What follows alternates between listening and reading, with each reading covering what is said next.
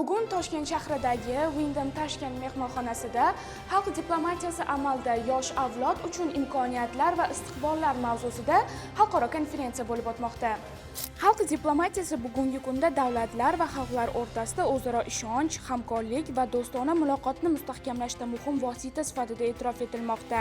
Konferensiyada aynan shu yo'nalishda yoshlarning faolligini oshirish va xalqaro hamkorlik imkoniyatlarini kengaytirishga alohida e'tibor qaratildi.